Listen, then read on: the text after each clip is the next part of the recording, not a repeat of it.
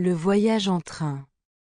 Un jour, Paul et sa sœur, Louise, décident de faire un voyage en train. Ils veulent aller à la mer. Ils se lèvent tôt le matin et prennent leur petit déjeuner. Paul mange des céréales et Louise prend un croissant. Après le petit déjeuner, ils prennent leur sac à dos. Dans le sac, il y a des vêtements, des jeux et des snacks. Ils partent à la gare. À la gare, ils voient beaucoup de trains. Paul dit « Regarde, Louise, notre train arrive ».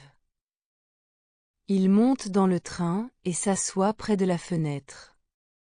Le train démarre. À l'extérieur, il voit des paysages magnifiques, des arbres, des champs et des montagnes. Louise prend des photos avec son téléphone. Après 1 heure, le train s'arrête. « Nous sommes arrivés », dit Paul avec enthousiasme. Ils descendent du train et prennent un grand bol d'air frais. Ils marchent vers la plage. À la plage, il y a du sable, des vagues et des enfants qui jouent. Paul et Louise construisent un château de sable. Ils rient et s'amusent beaucoup. Ensuite, ils se baignent dans la mer. L'eau est fraîche et agréable. Après une journée pleine d'aventures, ils retournent à la gare. Ils prennent le train pour rentrer chez eux. Paul et Louise sont fatigués, mais très heureux. Ils parlent de leur journée et rêvent de leur prochain voyage. Le voyage dans le temps. Il était une fois un jeune garçon nommé Lucas. Lucas aimait l'histoire. Un jour, il trouve un vieux livre dans le grenier de sa grand-mère. Le livre s'appelle « Les aventures du temps ». Curieux, Lucas ouvre le livre et lit à haute voix. Soudain, une lumière brillante apparaît. Lucas est aspiré par un tourbillon magique. Il se retrouve dans une grande ville. C'est Paris, en 1789. Lucas voit des gens avec des vêtements d'époque. Il entend des cris « Liberté, égalité, fraternité ». Lucas comprend qu'il est au début de la Révolution française. Il voit des soldats et des citoyens qui discutent.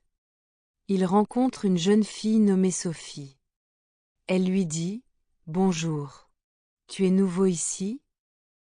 Lucas répond « Oui, je viens d'un autre temps. Que se passe-t-il » Sophie explique « Nous voulons plus de droits et de liberté.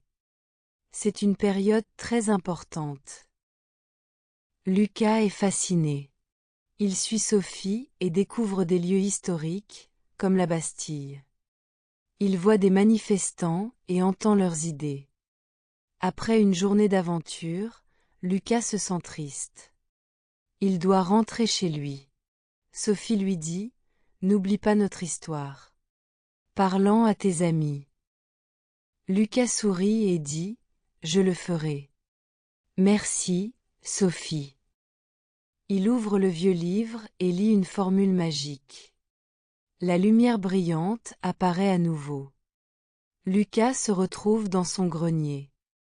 Il est heureux d'avoir vécu cette aventure. Il décide de partager ce qu'il a appris avec sa classe. L'histoire est importante, et Lucas veut qu'elle soit connue.